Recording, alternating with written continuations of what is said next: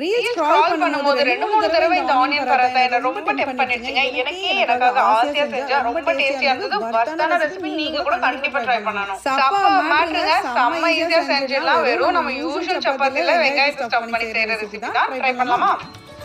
ஒரு 3 வெங்காயத்தை தின்னா ஸ்லைஸ் பண்ணி இந்த மாதிரி பவுல்ல சேர்த்துருங்க. இதுல 1/2 டீஸ்பூன் உப்பு, 1/4 டீஸ்பூன் மஞ்சள் தூள், 1 டீஸ்பூன் வெறுமிளகாய் தூள், 1/2 டீஸ்பூன் கசக்குன ஓமம், Shahi jeera, 1 teaspoon chilli flakes, 1 teaspoon காஞ்ச வெந்தயக்கீரை, 1 டேபிள்ஸ்பூன் கடலை மாவு, ஒரு பாதி லெமனோட ஜூஸ் சேர்த்து நல்லா பிசைஞ்சிருங்க. அவ்வளவுதான். இதே மாதிரி சப்பாத்தியை நல்லா திரட்டிக்கோங்க. நல்லா பெருசாவே திரட்டிக்கோங்க. ஏன்னா நம்ம அதை கட் பண்ணி உருட்ட போறோம். சோ ஆனியன் ஸ்டஃபிங் வைக்கிறதுக்கு முன்னாடி 1 டீஸ்பூன் எண்ணெய் இல்ல நெய் தடவிட்டு அதுக்கு மேல இந்த ஆனியன் ஸ்டஃபிங்க தாராளமாவே வச்சுக்கோங்க. அதுக்கு மேல அதே சைஸ்ல ஒரு சப்பாத்தியை செஞ்சு மேல இழுத்து இந்த மாதிரி க்ளோஸ் பண்ணிக்கோங்க. அடுத்து ஒரு நைஃப் எடுத்துக்கோங்க. இந்த மாதிரி ஒரு 5 துண்டா கட் பண்ணிட்டு ரோல் பண்ணிக்கணும். கவனமா எப்படி ரோல் பண்றேன்னு பாத்துக்கோங்க. இந்த வெங்காய ஸ்டஃபிங்க்கு பதிலா நீங்க எந்த வெஜிடபிள் ஸ்டஃபிங் வேணாலும் சேர்த்துக்கலாம். இல்ல பன்னீர் ஸ்டஃபிங் சேர்த்துக்கலாம். இல்ல சிக்கன் கூட சேர்த்துக்கலாம்.